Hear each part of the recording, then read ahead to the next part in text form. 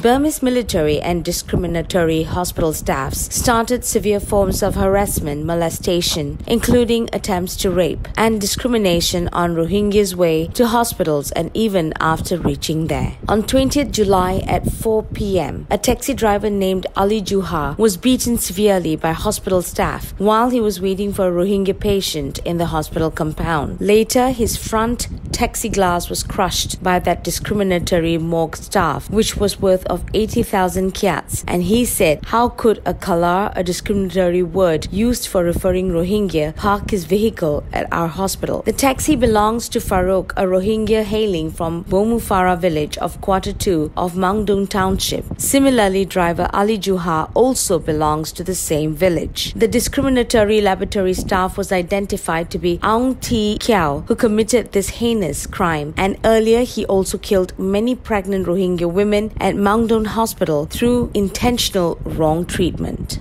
In another incident, on 10 July, a Rohingya woman on her way to Mangdong Hospital was molested and attempted to be raped by Burmese military from the checkpost of Wabek village, Mangdong Township. At the checkpost, the woman, along with her husband, was stopped by the military and they were forced her to take inside their post. In that forceful incident, they molested her and torn her dress as well. The victim was identified to be the wife of Habiron, a Rohingya hailing from Chang village tract. Due to such inhumane activities of Burmese military, for remaining Rohingya females have made up their minds to die at homes with illness instead of being raped and molested on their ways to hospital. Another Rohingya teenage girl died due to the lack of treatment in the ongoing fever virus named H1N1, commonly in this monsoon season. The dead victim was named to be Lalu, 12, daughter of Lalmia from Quarter 2 of Mangdong Township. The same fever virus has also affected hundreds of Rohingyas, especially children under 10 years, and no measures were taken by the government either to treat or prevent it from spreading. Since the beginning of monsoon in June, this virus started affecting the Rohingyas in the region. At Mangdong Hospital, many patients have accumulated for the same disease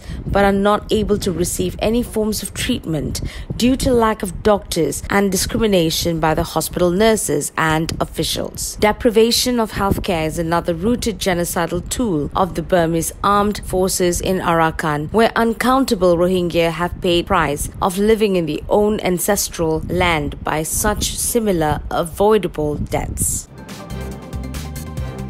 Burmese military's regional war between the rebel group injured 2 teenage Rohingya boys in the village at Butidang Township on 22nd July 2019. The 2 injured boys were attacked by big weapons, probably machine gun, on their way to carry meals in Sandiparang village tract of Butidang Township. The victims were identified to be Dil Muhammad, son of Sultan Ahmed, 13, and Ibadullah, son of Abdul Ghaffar, 17. Both hail from the same village and are under treatment at Butidang General Hospital. The continuous war between the Burmese and Arakan armies since the beginning of the year have trapped and scapegoated many of Rohingyas' lives in Arakan. After spelling out 2/3 of Rohingya population to neighboring Bangladesh, Burmese armed forces are in continuous effort to wipe out the name of Rohingya from the soil of Arakan.